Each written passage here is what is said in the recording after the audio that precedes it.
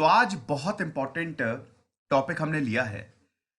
अक्सर आप सुनते होंगे मिडिल ईस्ट में अनरेस्ट है ना। जब हम डिबेट करते हैं तो हम लोग बोलते हैं कि देखो ना, वो मिडिल ईस्ट है, वो मुस्लिम नेशन है, वहां पे कितने सिविल वॉर हो रहे हैं। अक्सर आपने इस तरीके के आर्गुमेंट सुने होंगे, लेकिन लेकिन एक्चुअली ऐसा क्यों है? कभी आपने सोचा है? हम आज बताएंगे आपको। डेटा डेटा बड़ा इंपॉर्टेंट रहता है। कुछ इंडिपेंडेंट रिसर्च फोरम्स हैं जिन्होंने इस पर रिसर्च तो की है, लेकिन दोस्तों डेटा मिलना बड़ा मुश्किल है, क्योंकि देखिए सरकारें जो है वो प्रॉपर डेटा देंगी नहीं। इंडिपेंडेंट इंस्टीट्यूशन जो है वो यहाँ पे जाते हैं, रिसर्च करते हैं, तो डेटा में थोड़ी सी दिक्कतें हैं। ज्यादा हम डेटा की बात नहीं करेंगे। मैं आपको ओवरऑल प्रॉब्लम्स बताऊंगा कि क्या है मिडिल ईस्ट, क्या रही है। अच्छा, वैसे तो हम मिडिल ईस्ट और नॉर्थ अफ्रीका में भी भयानक अनस्टेबिलिटी है। जो कॉजेज यहां हैं, सेम कॉजेज आपको नॉर्थ अफ्रीका में मिलेंगे। अफ्रीका पूरा कॉन्टिनेंट ऊपर से नीचे तक मैक्सिमम देशों में सिविल वॉर्स हैं। बहुत ज्यादा दिक्कतें अभी आपने देखी, नाइजीरिया की क्या हालत है, बोको हरम का उदय। नॉर्थ अफ्रीका की हम किसी और दिन बात करेंगे। तो जो प्रॉब्लम यहां पे है, जो कॉजेज यहां पे है ना, सेम चीज आपको नॉर्थ अफ्रीका में भी मिलेगी। तो क्या कॉजेज है हम जानते हैं। अब हम एक एक देशों को समझते हैं, देशों में प्रॉब्लम्स क्या है। सबसे पहला रीजन है रिलीजियस। रिलीजियस प्रॉब्लम्स हैं यहां पे। कैसे? देखो, धर्म एक बहुत अच्छी चीज है, वो आपको सही रास्ता दिखाती है, लेकिन अगर वो गलत हाथों में पड़ गई तो बर्बाद कर देगी। पूरी तरीके से देशों को, साम्राज्यों को, लोगों को बर्बाद कर देती है। यूरोप में यही हुआ। यूरोप में जो डार्क एज है, सिक्स से लेकर लगभग 14th सेंचुरी तक, इन 700-800 सालों में कोई डेवलपमेंट नहीं हुआ। कैथोलिक्स ने, जीसस क्राइस्ट ने तो एक ऐसा मैसेज दिया था, प्यार का मैसेज दिया था, लेकिन जब ये कुछ ऐसे लोगों के हाथों में पड़ा जो इसका फायदा उठाए, फिर वहां से बर्बादी शुरू हो गई। 800 सालों में कोई डेवलपमेंट नहीं। अगर आप धर्म के खिलाफ बोलते तो आपको मार दिया जाता था। और ऐसा हर धर्म के साथ हुआ है, ठीक है? सिर्फ क्रिश्चियनिटी नहीं, हर धर्म के साथ हुआ है। तो अगर हम इब्राहिमिक रिलीजन की बात करें तो सबसे पहले आया जुडाइज्म। इसराइल में ना, ज्यूज जो है, यहूदी जो है, वो जुडाइज्म को फॉलो करते हैं। हालांकि पर्शिया में जोरास्ट्रियंस, ठीक है, ये जो धर्म है ये बहुत टाइम से यहां पे फॉलो हो रहा था, लेकिन हम इब्राहिमिक रिलीजन की बात करेंगे, हम मिडिल ईस्ट की बात कर रहे हैं, उसमें इस्लाम सबसे इंपॉर्टेंट है। तो सबसे पहले जो धर्म आया वो था जुडाइज्म। उसके बाद आया क्रिश्चियनिटी। क्रिश्चियनिटी जो है, जब जीसस क्राइस्ट को क्रूसीफाई किया गया, जिसमें ज्यूज शामिल थे, वहां से क्रिश्चियनिटी फैली। आज से 2000 साल पहले जीसस की बर्थ को ही हम रेफरेंस पॉइंट लेते हैं ना, जीसस ऑफ नजरत, उनको ही, उनका ही बीसी एडी यही तो है ना। बीसी मतलब आज से 2000 साल पहले जीसस का जन्म हुआ, तो बिफोर क्राइस्ट, आफ्टर डेथ, है कि नहीं? जैसे अभी हम 2020 में, 2020 एडी चल रहा है ये, या जिसको सीई भी बोलते हैं, कॉमन एरा, है ना। तो अब ऐसा है कि जुडाइज्म आया, फिर क्रिश्चियनिटी आई, फिर आता है 632 एडी में, मतलब आज से 1400 साल पहले, इस्लाम। 632 एडी में इस्लाम का उदय हुआ। अब जब इस्लाम का उदय हुआ तो यूरोपियंस, हर जगह क्रिश्चियनिटी फैली हुई थी, पूरे यूरोप में क्रिश्चियनिटी फैल गई थी। और इस्लाम आपको पता है, ये सऊदी अरब से, ये मक्का मदीना, ये दो सबसे इंपॉर्टेंट, मक्का से मदीना गए थे प्रॉफेट मोहम्मद, ठीक है। हिजरा जिसको बोला जाता है, हिजरत उन्होंने की थी, माइग्रेशन, मतलब गए थे यहां से। तो मक्का मदीना इस्लाम में तो सबसे पवित्र स्थान है। तीसरा सबसे पवित्र स्थान है यरूशलेम। अब आप ध्यान दीजिएगा, यरूशलेम की इंपॉर्टेंस बहुत है। अभी तक इसराइल उस पर कब्जा नहीं कर पाया है, लेकिन इसराइल का ही है, इसराइल बोलता है। ज्यूज के लिए तो जो तीनों टेंपल्स हैं वो यहां पे ही बने। जीसस की बात करें तो उनका तो जन्म ही यहां पे हुआ, मतलब उन्होंने अपनी पूरी जो टीचिंग्स हैं वो यहां पे फैलाई। इस्लाम की बात करें तो प्रॉफेट मोहम्मद ने भी जन्नत की यात्रा यहीं से तय की, जो सरमॉन्स थे उन्होंने यहीं से ही दिए, ठीक है। अब ये तीनों धर्मों के लिए बहुत इंपॉर्टेंट है। अब ऐसा है दोस्तों, इस्लाम फैलना शुरू हुआ। पहले ये वाला जो एरिया है, ये जो मिडिल ईस्ट है, ईरान हो गया, सऊदी अरब, जो अरब वर्ल्ड है, इराक हो गया, सीरिया हो गया, ये छोटी छोटी ट्राइब्स में डिवाइडेड था। यहां पे अलग अलग सभ्यताएं थी। जैसे इजिप्ट में बात करें तो इजिप्ट में भी इजिप्शियन सिविलाइजेशन फल फूल रही थी, तो अलग अलग सभ्यताएं थी। लेकिन जब इस्लाम फैला, देखिए इस्लाम के बारे में भी एक बहुत गलत धारणा है। इस्लाम ने एक तरीके से इक्वालिटी दी लोगों को। ऐसा कैसे हुआ? ऐसा इसलिए हुआ क्योंकि उस समय क्या था कि बहुत सारे लोगों को दबाया जाता था, है ना। तो लोगों ने इस्लाम को कबूल करना शुरू किया कि हम इस्लाम में, तो हम उस उन बेड़ियों से आजाद हो जाएंगे जो हमको हजारों सालों से पहनाई जा रही है। तो बहुत सारे लोग इस्लाम में आए, फिर इस्लाम का एक्सपेंशन भी हुआ बल पे भी। यस, इस्लाम जो 4 कैलिफेट्स है, युद्ध भी हुए, बल पे भी जीता। बिल्कुल, इससे भी कोई नकार नहीं सकता, इतिहास गवाह है इसका, किताबें गवाह है ना। तो इस्लाम जब फैला तो पूरे मिडिल ईस्ट में फैलता ही गया, अरब वर्ल्ड में फैलता गया। ठीक है। अब शिया सुन्नी का विवाद, सबसे बड़ी जड़ जो है मिडिल ईस्ट में प्रॉब्लम जो है, उसमें आप बैकग्राउंड में रिलीजन यानी कि शिया सुन्नी का ही विवाद पाएंगे। शिया जो प्रॉफिट मोहम्मद की ब्लड लाइन, और सुन्नी जो उनकी टीचिंग्स को मानते हैं, है ना, अबू बकर। अब देखिए, शिया सुन्नी एक बहुत ही ब्रॉड टॉपिक है, किसी और दिन मैं समझाऊंगा, फिलहाल आप इतना समझ लीजिए। तो ये शिया सुन्नी विवाद जो है, जो शिया नेशंस हैं वो शियाओं को फेवर करेंगे, हालांकि शिया माइनॉरिटी में है। आपको बता दूं कि पूरी दुनिया में 20 से 25% ही शिया होंगे, उससे भी कम। सुन्नी जो है वो मेजॉरिटी में है ना। तो शिया जो है, बहुत सारे नेशन, जैसे ईरान एक शिया नेशन है, इराक भी एक शिया नेशन था, हालांकि सद्दाम हुसैन सुन्नी थे। तो अगर आप आईसिस को भी देखें ना, तो वो भी सुन्नी ही ऑर्गेनाइजेशन है। तो बैकग्राउंड में आपको शिया और सुन्नी मिलेंगे। रिलीजियस टेंशन बहुत ज्यादा है। शिया बोलते हैं कि हमारी अथॉरिटी चलेगी, सुन्नी बोलते हैं नहीं नहीं हमारी अथॉरिटी चलेगी। इसीलिए मिडिल ईस्ट का राजा कौन होगा? सऊदी अरेबिया, ईरान और टर्की में। अब तो टर्की में नहीं, देखिए टर्की में ये ऑटोमन साम्राज्य था। थोड़ा इतिहास में और बता देता हूं कि रोमन एम्पायर जो था, रोमन एम्पायर यहां तक पूरा, ये सीरिया हो गया, और इनफैक्ट ये पूरा टर्की जो है, ये पूरा एरिया यहां तक फैल गया था। यूरोप तो था ही रोमन एम्पायर के पास, बाकी पूरा। लेकिन उसके बाद ऑटोमन एम्पायर जब 15वीं सेंचुरी में 1453 में ऑटोमन एम्पायर आया, है ना, तब हम ये देखते हैं कि उसने इस पूरे एरिया पे, ये टर्की तो था ही, उसके बाद ये सीरिया हो गया, फिर ये इराक का कुछ पार्ट हो गया, इन सब पे वो कब्जा करता चला गया और इस्लाम भी फैल गया, है ना। तो यहां से इस्लाम आया। इस्लाम का हालांकि बहुत पहले से एक्सपेंशन हो गया था, लेकिन यहां पे आया। तो धीमे धीमे लोग इस्लाम में कन्वर्ट होते गए। सऊदी अरेबिया से तो इस्लाम फैला, अब ऑटोमन एम्पायर ने उसको और बल दिया, ये और ज्यादा फैला। लेकिन वही बात है, शिया सुन्नी, ये विवाद हमेशा सही चलता रहा। अब वर्ल्ड वॉर 2, वर्ल्ड वॉर 1 और वर्ल्ड वॉर 2, ये दो बहुत इंपॉर्टेंट इवेंट थे। वर्ल्ड वॉर 1 में क्या हुआ, 1914 में जब शुरू हुआ तो ऑटोमन एम्पायर टूट गया, टर्की अलग नेशन। फिर वर्ल्ड वॉर 2 होता है। वर्ल्ड वॉर 2 तक तो इस्लाम हर जगह फैल भी चुका था। वर्ल्ड वॉर 2 क्योंकि तो उससे पहले स्लेवरी हुई थी। अब जब स्लेवरी हुई, सऊदी अरब, मतलब अरब अरब अरब नेशंस और यूरोपियंस ने मिलकर अफ्रीका पे, मतलब वहां पे स्लेव बनाने शुरू किए उनको। ठीक है, स्लेवरी शुरू की। स्लेव्स का प्रचलन आज से नहीं, बहुत टाइम से है। तो अफ्रीका में भी इस्लाम फैल गया। आज भी आप देखेंगे अफ्रीका के बहुत सारे देशों में जो रिलीजन है, जो ऑफिशियल रिलीजन है, वो इस्लाम है ना।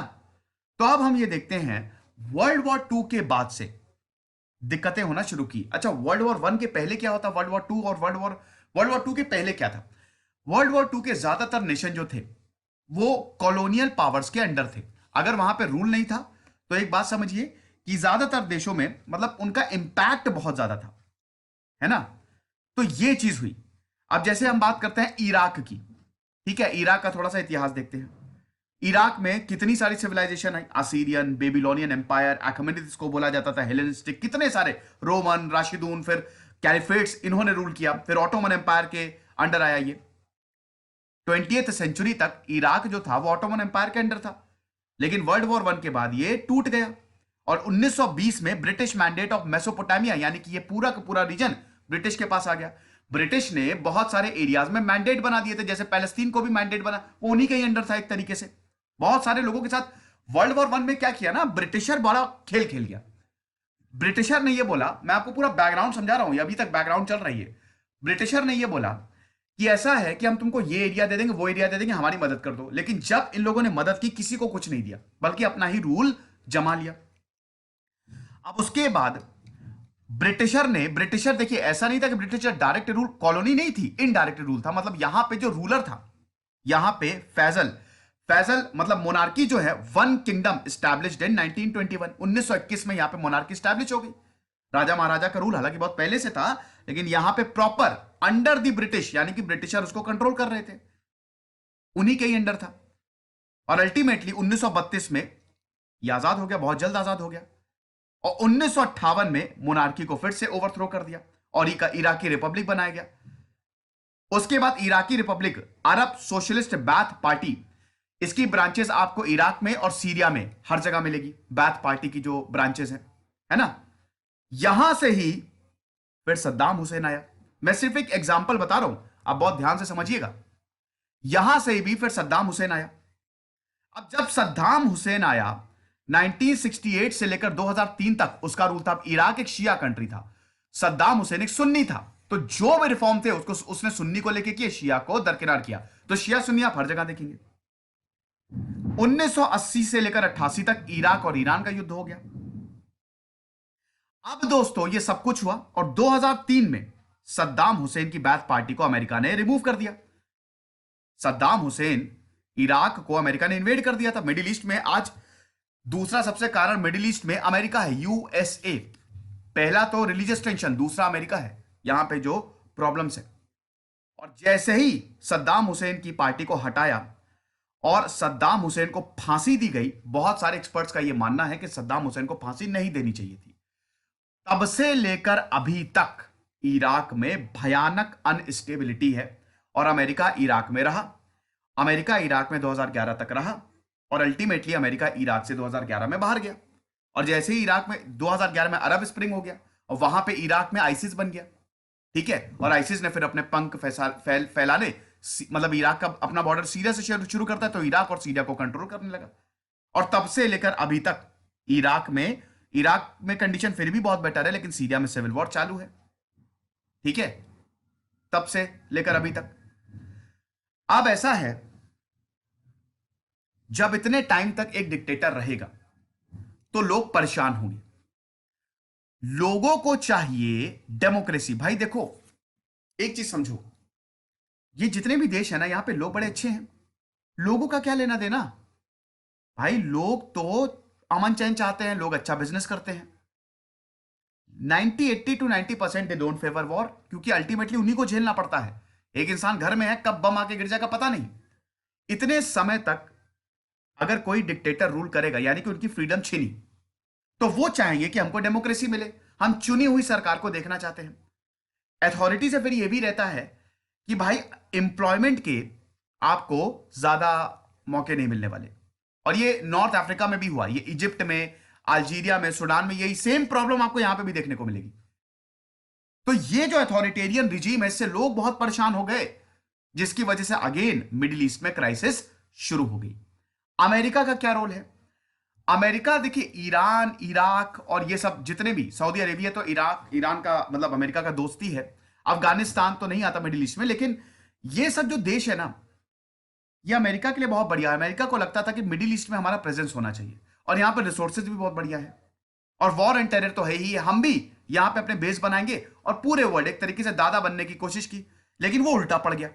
यहां के लोगों ने बिल्कुल भी इसको पसंद नहीं किया। देखिए, चौथी चीज एक और बहुत, अमेरिका का तो है ही, चौथी चीज यहां का कल्चर। देखिए, यहां का जो कल्चर है ना, वो आज का नहीं। ईरान, इराक, सऊदी अरेबिया, ये हजारों सालों का कल्चर है।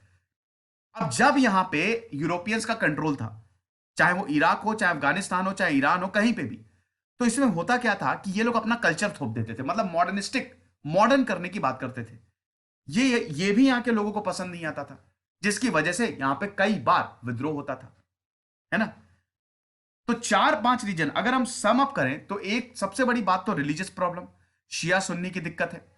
दूसरी चीज दोस्तों यहां पे है जो अथॉरिटेरियन रिजीम, डिक्टेटरशिप जो इतने समय से रही है ना, वो। तीसरी चीज बैकग्राउंड में अमेरिका है।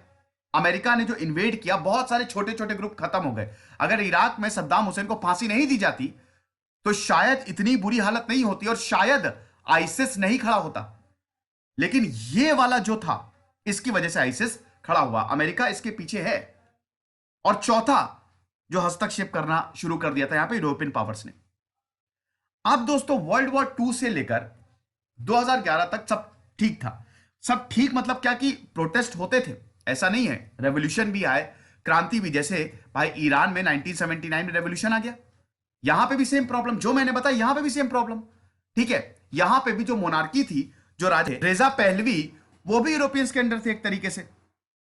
वेस्टर्न पॉलिटिकल इन्फ्लुएंस बढ़ता जा रहा था और इसीलिए 1979 में यहां पे भी विद्रोह हो गया। आज ईरान एक थियोक्रेसी है, धार्मिक राज्य, और ईरान एक शिया नेशन है। तो भाई ईरान को जितने भी शिया है वो सपोर्ट करेंगे डेफिनेटली। आप ये समझिए, हम यमन का एग्जांपल लेते हैं। यमन में सिविल वॉर चल रहा है।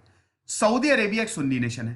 अब आप समझिए, यमन में जो हूती रिबेल्स हैं वो हैं शिया। ईरान जहां पे भी शिया रिबेल हैं या जहां शिया की सरकार है, ईरान उसको सपोर्ट करेगा।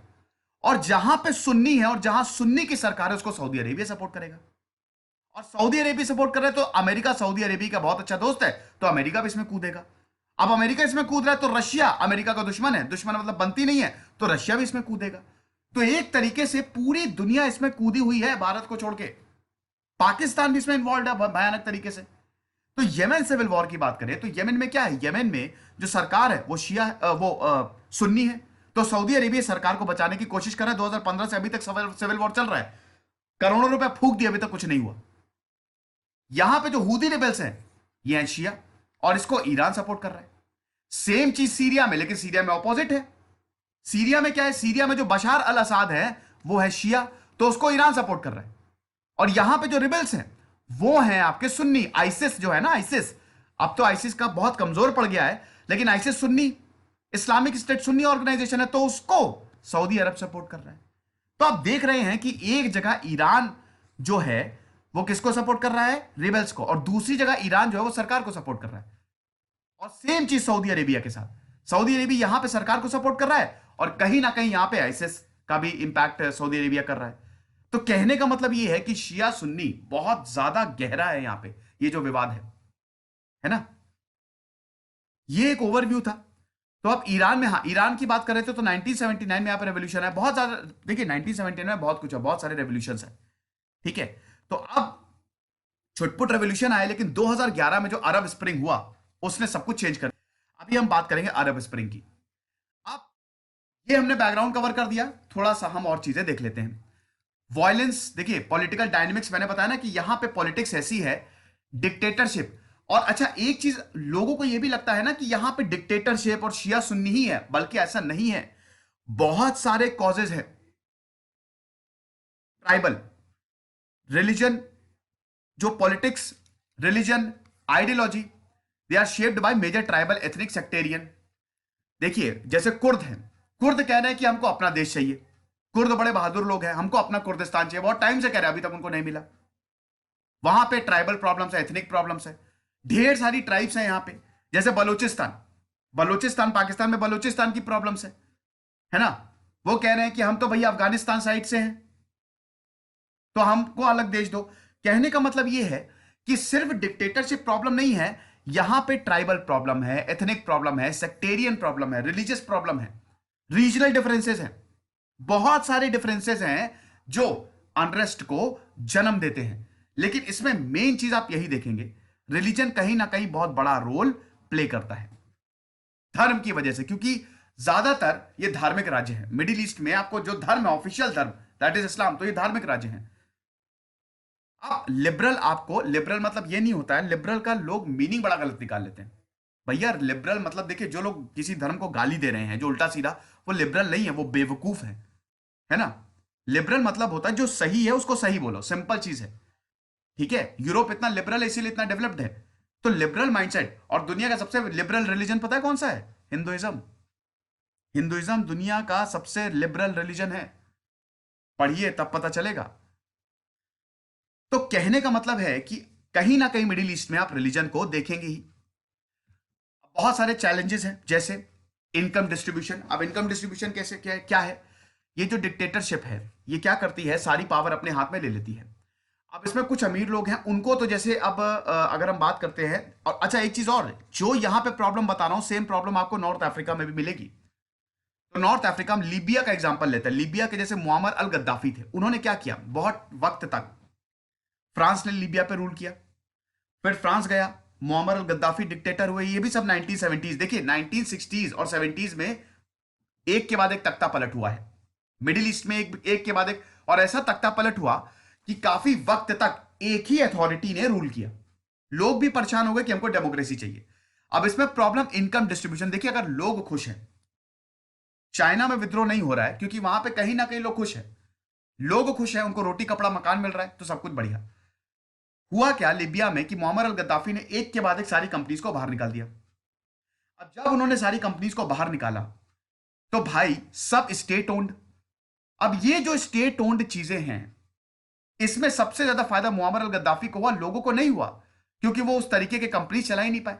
साथ ही साथ फायदा किसको हुआ? कुछ चंद लोग जो बहुत अमीर थे। तो इनकम गैप, इनइक्वालिटी बढ़ी, ज्यादातर लोग बहुत गरीब होते गए और कुछ लोग बहुत अमीर होते गए। करप्शन बहुत ज्यादा है। अब ये प्रॉब्लम है भाई, वहां पे डेमोक्रेसी तो है नहीं मिडिल ईस्ट में, इसीलिए तो लोग बोल रहे हैं ना कि हमको डेमोक्रेसी चाहिए। तो जब डेमोक्रेसी नहीं है तो करप्शन तो होगा ही होगा। आप कुछ कर भी नहीं सकते हैं ना भाई। अरब स्प्रिंग करप्शन से ही तो शुरू हुआ था ना भाई, अरब स्प्रिंग की बात करूंगा मैं। तो इतना ज्यादा करप्शन है यहाँ पे, लोग इतना ज्यादा पैसा कि लोगों को कोई मतलब परेशान है वो। नेपोटिज्म बहुत ज्यादा है। नेपोटिज्म दोस्तों, यहां पे मेरिटोक्रेसी नहीं है। मेरिटोक्रेसी आपको देखने को नहीं मिलेगी क्योंकि ट्रांसपेरेंसी ही नहीं है, एग्जाम ही नहीं होंगे। यहां पे जो ऊपर की पोजीशन है उसमें सिर्फ अपने फेवरेट्स को बैठाया जाता है। ज्यादातर मिडिल ईस्ट नेशन में ही होता है। कुछ को छोड़ दे, अगर टर्की को छोड़ दे, टर्की एक लिबरल नेशन है क्योंकि वहां पे यूरोपियन इन्फ्लुएंस बहुत ज्यादा है। वैसे ज्यादातर में कुछ तो सिविल वॉर में ही, तो वहां की तो बात ही छोड़ दीजिए। जैसे सीरिया इस समय सिविल वॉर, अब तो चीजें ठीक हो रही हैं। यमन में भी बहुत ज्यादा प्रॉब्लम है ना। तो नेपोटिज्म में भी, यानी कि नेपोटिज्म में क्या होता है ना कि एक तरीके से जो टैलेंट है वो आगे नहीं आ पाते हैं। अब जब टैलेंट आगे नहीं आ पा रहे हैं तो क्या है, दिक्कत होगी, लोग परेशान रहेंगे। फिर मॉडर्न विचार यहां पे नहीं है। जैसे आपने बहुत कम देखा होगा, जैसे अभी तो सऊदी अरेबिया ने, यूएई ने, मतलब क्या कहते हैं कि मार्स, वो क्या रोवर भेजा है, नहीं रोवर नहीं, ऑर्बिटर, है ना, अभी भेजा था यहां पे आपको। अब दोस्तों, अरब वर्ल्ड ऐसा है कि मैक्सिमम साइंटिफिक इन्वेंशंस यहीं से हुए हैं। बहुत सारी साइंस यहां से निकली, भारत से पढ़ के गए और फिर बहुत सारे साइंस निकाले। एलजेब्रा, ए एल लगा ना, एल, एल्केमी, एल्गोरिथम, ज्यादातर चीजें तो अरब से ही आई। लेकिन अनफॉर्चुनेटली अभी जो है अरब वर्ल्ड की बात करें और मिडिल ईस्ट की बात करें तो वहां पे वो ज्यादातर हथियार बाहर से ही खरीदते हैं, खुद पे ही निर्भर है, मतलब बहुत ही कमजोर है। आज का जमाना अलग हो गया है। आज अगर लड़ाई हो रही है, तोप से हो रही है, प्लेन से हो रही है, ज्यादातर एरोप्लेन्स तो अमेरिका ही सप्लाई किए हुए हैं। आप लाठी डंडे घोड़े से थोड़ी ना लड़ने जाएंगे, वो जमाना गया। इन लोगों को लग रहा है कि यही जमाना है। तो एक तरीके से मिडिल ईस्ट जो मॉडर्न प्रॉब्लम है वो भी बहुत ज्यादा है। ये अपने उन्हीं जो बहुत ओल्ड ट्रेडिशन है उसी में ही लिप्त है। जैसे ईरान 1979, वहां पे भी यही दिक्कत है। और सबसे बड़ी बात यह है कि जैसे ईरान में न्यूक्लियर प्रोग्राम चल रहा है कि नहीं चल रहा है मुझे नहीं पता, लेकिन जो भी डेवलपमेंट हो रहा है वो वही लोग कर रहे हैं जो बाहर से पढ़ के आए, जो अमेरिका से स्टडी करके आए हैं, जो यूरोप से स्टडी करके आए हैं। यानी कि प्रॉपर यूनिवर्सिटी भी आपको यहां पे देखने को नहीं मिलेगी। ये दिक्कतें हैं ईरान में। काफी दूर खड़ा हुआ है मिडिल ईस्ट एक तरीके से। वक्त के साथ वो अपने आप को बदलने में नाकामयाब रहा और इसमें धर्म सबसे बड़ा रोल प्ले किया। जो लोग थे उन्होंने आगे बढ़ने ही नहीं दिया लोगों को। इस्लाम की एक मतलब, देखिए इस्लाम जो है अगर आप उसको देखें तो उसमें बहुत सारे सेक्ट हैं और वो आगे बढ़ने की बात कहता है। लेकिन कुछ धर्म गुरु लोगों को रोकते हैं, वो आगे नहीं बढ़ने देंगे, वो वहीं पे ही रोक के रखेंगे। और ये एक बहुत बड़ा आर्ग्यूमेंट भी है कि आगे क्यों नहीं बढ़ने देते हो, पढ़ाई करनी है हमको, है ना। तो ये चीज मिडिल ईस्ट के साथ है, तो इसीलिए बहुत ज्यादा चैलेंजेस भी हैं। फिर उसके बाद यहां पे ज्योग्राफी भी ऐसी है। अब या तो आप यूएई के जो अल मखतूम है प्राइम मिनिस्टर, वैसा विजन हो आपका, आप उस तरीके के हो, उस तरीके का आपका दिमाग हो कि बंजर जमीन में भी आप सोना उगा लो। अब यहां पे ऐसा है नहीं, है कि नहीं। यूएई थोड़ा लिबरल है, थोड़ा क्या काफी लिबरल है, यहां पे ऐसा है नहीं, यहां पे बिल्कुल नहीं है। धार्मिक राज्यों में जो पूरी पावर है वो धार्मिक गुरुओं के ही पास होती है। तो ये भी एक दिक्कत है। यहाँ की ज्योग्राफी भी फिर ऐसी है कि चीजों को अलाउ नहीं करती, डिफिकल्ट टेरेन्स है, रेगिस्तान एरिया है, बहुत दूर दूर तक रेगिस्तान है, हालांकि नदियां बहती हैं, फर्टाइल है ये रीजन। फिर डिस्क्रिमिनेशन बहुत ज्यादा होता है, बहुत ज्यादा डिस्क्रिमिनेशन होता है। शिया की सरकार है तो शिया को फेवर करेगी, सुन्नी है तो सुन्नी को फेवर करेगी, और जो बाकी के अगर अपना राइट्स मांगते हैं उनको कुछ नहीं। रीजनल अनस्टेबिलिटी बहुत ज्यादा है, फ्रीडम ऑफ स्पीच है ही नहीं, फंडामेंटल राइट्स है ही नहीं। और ये सब मैं फिर से बोल रहा हूं, नॉर्थ अफ्रीका से के साथ भी ये प्रॉब्लम है। एक्चुअली ये मैंने एक पेपर पढ़ा था, middle east and north Africa में कॉन्फ्लिक्ट क्यों हो रही है।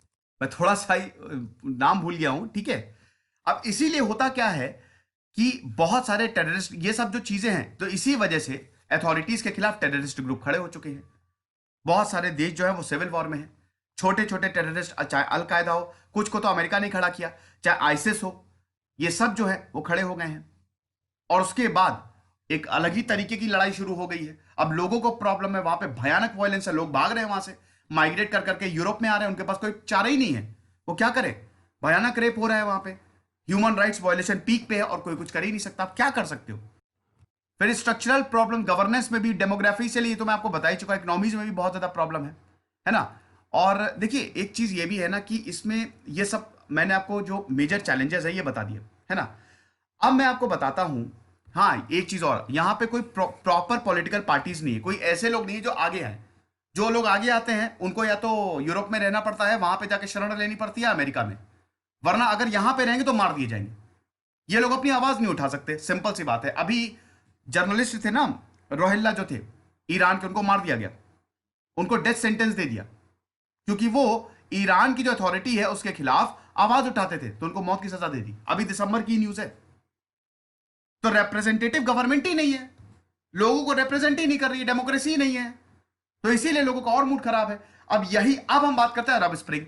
अभी ये इतने समय से 2011 से चला आ रहा था, ये 2011 से ये 2011 तक, सॉरी 2000 वर्ल्ड वॉर 2 से लगातार 2011 में कोई ना कोई रूल ही कर रहा था मिडिल ईस्ट में। 2011 में क्या हुआ कि बेटा अरब स्प्रिंग होता है। शुरुआत होती है तुनिशिया से। तुनिशिया की बात करें तो यहां पे एक सब्जी वाला था जिसका नाम था मोहम्मद बुआजीजी। अब देखिए ये सारी चीजें उसके ऊपर कितनी हावी। वहां पे सब्जी वाला था, वो परेशान था, जो पुलिस ऑफिसर्स थे उससे करप्शन, उससे बहुत पैसा मांगते थे, करप्ट करप्ट एक तरीके से वहां पे सिस्टम को दर्शा रहे थे। वो बहुत पैसा मांगते थे, रिश्वत मांगते थे। उसने मना कर दिया, उसकी सब्जी सब्जी की जो रेडी थी वो लगाने नहीं दे रहे थे। एक दिन उसका मूड खराब हुआ, उसने सुबह 11:30 बजे अपने शरीर पे तेल छिड़क के आग लगा ली। ये चिंगारी आग बन गई। देखिए कई बार, कभी कभी क्या होता है ना, एक इंसिडेंट, इतने टाइम से लोग भरे बैठे हैं, एक इंसिडेंट ने क्रांति को जन्म दे दिया और ये हर जगह फैल गई। तुनिशिया में दोस्तों बहुत वक्त से, 1980s से एक डिक्टेटर का नाम जैन एबदीन बेन अली, ये तुनिशिया के डिक्टेटर थे। 1987 से लेकर 2011 तक प्रेसिडेंट, सेकंड प्रेसिडेंट बने टूनिशिया के। टूनिशिया अफ्रीका में है, ठीक है। अब दोस्तों इनको हटाने की मांग होने लगी कि हम कुछ नहीं जानते, इनको हटाओ। लोगों पे क्रैकडाउन हुआ। अल्टीमेटली 1 महीने के अंदर अंदर इनको इस्तीफा देना पड़ा। 14 जनवरी 2011 को अली को बहुत कोशिश की, लेकिन जब लोग जाग गए तो जाग गए, इनको इस्तीफा देना पड़ा। अब ये जो आग है ये बहुत सारे देशों में फैल गई। ये बगल में इजिप्ट चली गई। इजिप्ट में भी यही, वी वांट डेमोक्रेसी, ऊपर से प्लेन आ रहे हैं। इजिप्ट अथॉरिटीज जो है, होस्नी मुबारक वो समय थे, वो प्लेन उड़ा रहे हैं। वो भी 1981 से एक्टिव थे। वहां पे भी बहुत टाइम से डिक्टेटरशिप थी। तहरीर स्क्वायर में, कायरो में तहरीर स्क्वायर में बोले, मतलब सब लोग खड़े हुए थे, तो लोग बोले हाँ गिरा दो गिरा दो गिरा दो बम, हम मर नहीं आए, हमको जीना ही नहीं है, क्या डरा रहे हो। गिर गई उनकी सरकार, चले गए वो भी। डेमोक्रेसी इजिप्ट में नहीं है, तुनिशिया में डेमोक्रेसी आई, इजिप्ट में डेमोक्रेसी नहीं आई, क्योंकि बाद में ऐसा लगा कि लोग शायद जो लोगों के नुमाइंदे हैं, ठीक है, जो पार्टी है वहां की, वो मे भी, देखिए इसमें एक और एंगल है पार्टी का, लेकिन उसमें हम नहीं जाते, आप कंफ्यूज हो जाएंगे, ठीक है। फिलहाल अभी हम उसको साइड में रखते हैं। लेकिन वहां पे जो लोग हैं वो शायद अपने आप को गवर्न नहीं कर पाए, तो मिलिट्री ने टेक ओवर कर लिया। तो एक तरीके से अभी इजिप्ट में खाली वो सामने से ही डेमोक्रेसी दिखती है, एक्चुअली में पूरा मिलिट्री का ही रूल है, वहीं की पार्टी रूल करती है। अरब में भी, सऊदी अरब में भी ये चिंगारी पहुंची। सऊदी अरब में भी लोगों ने रिवोल्ट कर दिया। भाई वहां पे भी तो इतने टाइम से डिक्टेटरशिप है, मतलब अथॉरिटेरियन एक ही हाउस रूल कर रहा है, लेकिन सऊदी अरब ने उसको दबा दिया। ये बात बाहर ही नहीं आने दी, ठीक है। यूएई में कोई दिक्कत थी नहीं, क्योंकि यूएई में तो ऑलरेडी बहुत डेवलप्ड है, लोग वहां पे वैसे ही खुश है, छोटा सा तो देश है, ज्यादातर उसमें 60 to 70% तो बाहर से ही है, पाकिस्तान भारत, तो वहां किसको कोई प्रॉब्लम होगी। यमन में सिविल वॉर चालू हो गया। यमन में भी वही चीज, जो साले थे उनकी जो पार्ट उनकी जो पॉलिटिकल पार्टी थी, मतलब वो भी बहुत टाइम से रूल कर रहे थे, उनके खिलाफ शुरू हो गया प्रॉब्लम, वहां पे सिविल वॉर शुरू हो गया और यमन सिविल वॉर में चला गया। सीरिया में बशार अल असद के खिलाफ सब लोग खड़े हो गए, बशार अल असद इस्तीफा दो, ये प्रॉब्लम शुरू हो गई कि आप इतने टाइम से असद परिवार, बशार अल असद 2000 में आए, मतलब 2000 के बाद आए, डॉक्टर हैं बशार अल असद, काफी पढ़े लिखे, शिया है वो भी, काफी पढ़े लिखे हैं। उनके पिताजी, उनके दादाजी 1967 से असद परिवार रूल कर रहा है। तो यहां पे लोग बोलने लगे कि इनको इस्तीफा दिलाओ और हमको डेमोक्रेसी चाहिए, लेकिन ऐसा हुआ नहीं। इराक में भी से इराक में तो बहुत टाइम से ये प्रॉब्लम चल रही थी भाई। दाइश जो है, मतलब आइसिस जो है, वो इराक से शुरू हुआ, Islamic state of Iraq and Syria, है ना। तो ये सुन्नी ऑर्गेनाइजेशन। अब इराक में भी यही प्रॉब्लम थी ना। इराक, जब अमेरिका ने इराक को इन्वेड किया 2005 में, अमेरिका ने इराक को इन्वेड किया, सद्दाम हुसैन को फांसी दी, तभी से वो अनस्टेबल हो गया। फिर 2011 में अरब स्प्रिंग, मतलब जो वो चाहते थे वही हो गया, तो वहां पे आइसिस खड़ा हो गया। और इराक में भी वही होगा, क्योंकि भाई इराक जो है वो बेसिकली शिया नेशन है, लेकिन सद्दाम हुसैन सुन्नी थे। अब सद्दाम हुसैन हटे, फिर इराक में शियाइज्म आया, लेकिन फिर यहां पे आइसिस खड़ा हुआ। ठीक है, ईरान में तो खैर कोई दिक्कत नहीं हुई, क्योंकि वहां पे कोई दिक्कत हो नहीं सकती। इस्लामिक रेवोल्यूशनरी गार्ड जो है वो बहुत ज्यादा एक्टिव रहते हैं, तो ईरान में एज सच कोई प्रॉब्लम नहीं हुई। जॉर्डन में भी दिक्कतें हुई, लेकिन इतनी कोई खास दिक्कत नहीं हुई जिससे सिविल वॉर की कंडीशन आ जाए। तो यहां पे कुछ देश जो हैं, ठीक है, मैं आपको मैप में दिखाता हूं, ठीक है, जैसे सीरिया हो गया और आपका यमन हो गया। सीरिया और यमन में बहुत बुरी हालत है यहां पे अभी तक, और इराक में, ये 3 देश ऐसे हैं जहां पे बहुत बहुत बहुत बुरी हालत है। तो कुछ देश में तो डेमोक्रेसी आ गई, लेकिन कुछ देशों में डेमोक्रेसी नहीं आई, और वहां से लेकर अभी तक। तो 2011 भी मिडिल ईस्ट क्राइसिस का सबसे बड़ा रीजन है। अभी जो प्रॉब्लम है अरब स्प्रिंग में, अरब स्प्रिंग को आप बैकग्राउंड में पाएंगे, ये सब अरब स्प्रिंग से ही शुरू हुआ। और ये क्यों शुरू हुआ? क्योंकि most of them were becoming failed state, और लोग परेशान होते जा रहे थे। लोग परेशान होते जा रहे थे कि क्या करें हम, और वही गुस्सा फूट गया। जो मैंने अभी आपको प्रॉब्लम, शुरुआत में प्रॉब्लम्स बताई थी ना, वही सब एक्यूमुलेट होके गुस्सा फट गया और लोगों ने फिर विद्रोह किया। तो ये चीज है, इफेक्टिव गवर्नेंस नहीं होगी, इकोनॉमिक प्रोग्रेस नहीं होगी, एवोल्यूशन नहीं होगा, वक्त के साथ अगर आप चेंज नहीं होंगे तो फिर कुछ होने वाला नहीं है। जस्टिस सिस्टम यहां पे बहुत वीक है ना। औरतों को तो बिल्कुल राइट्स ही नहीं है, उनको तो क्या बताऊं कि उनकी अगर आप हालत पढ़ लेंगे, बहुत ही बुरी हालत है उनकी, तो उनको तो कोई राइट्स। ऐसे तो उनको खुले बाजार में, जहां पे सिविल वॉर है ना, ये आईसिस एक आतंकी संगठन है, ये लोगों को मारता है, औरतों को बेचता है, उनको स्लेव की तरह ट्रीट करता है। अब अमेरिका, आप क्या वेस्ट हेल्प कर सकता है? वेस्ट, देखिए, कोई हेल्प कहीं से नहीं आ रही है। ये जितने भी वेस्टर्न नेशन है, चाहे अमेरिका हो चाहे यूरोप हो, ये बस अपनी रोटियां सेक रहे हैं। कर बहुत कुछ सकते हैं, लेकिन ये कर नहीं रहे हैं, क्योंकि इनको, इनका इंटरेस्ट है, ठीक है। और इनको लगता है, देखिए, एक अच्छी चीज ये है कि डेमोक्रेटिक चेंज ये लाना चाहते हैं कि डेमोक्रेसी लाए। अब उसी के लिए तो युद्ध चल रहा है। अमेरिका और वेस्ट सोच रहे डेमोक्रेसी लेके आए, लेकिन उधर अमेरिका और इस चीज में तो चलिए ठीक है, यूरोप का स्टांस अच्छा है, लेकिन इधर रशिया कह रहा हम लाने ही नहीं देंगे। तो आगे होने क्या वाला है अभी तक हमको नहीं पता। इसका सोल्यूशन क्या होगा, कैसे निकलेगा, बैठ के ही, बातचीत करके ही निकलेगा। हालांकि अभी 2020 में कंडीशन काफी ज्यादा बेटर हो गई है, लेकिन आप अमेरिका छोड़ के जा रहा है, जैसे अमेरिका कुर्दों को छोड़ के जा रहा है। कुर्दों ने अमेरिका का बहुत साथ दिया लड़ाई करने में। हालांकि अमेरिका डायरेक्ट किसी भी लड़ाई में शामिल नहीं रहा है, उसने खाली यहां के लोगों को ट्रेनिंग दी है, यहां की आर्मी को ट्रेन किया है। लेकिन अब अमेरिका अफगानिस्तान से छोड़ के जा रहा है, और अब अमेरिका इधर सीरिया से तो चले ही गया, मतलब वहां पे एक्टिवली इन्वॉल्व है नहीं वो। क्योंकि होता क्या है ना कि मिडिल ईस्ट को उसी हिसाब से जीने दो। कंक्लूजन ये भी आप निकाल सकते हैं, उनके तौर तरीकों में ज्यादा इंटरफेयर मत करो, जैसे वो जी रहे हैं उनको जीने दो। जैसे ही अमेरिका घुसा, वहां पे चीजें खराब हो गई। आई होप आप समझे होंगे, मैंने रीजंस बताए हैं क्यों इतना ज्यादा अनरेस्ट है मिडिल ईस्ट में, आपको एक बढ़िया क्लैरिटी मिली होगी।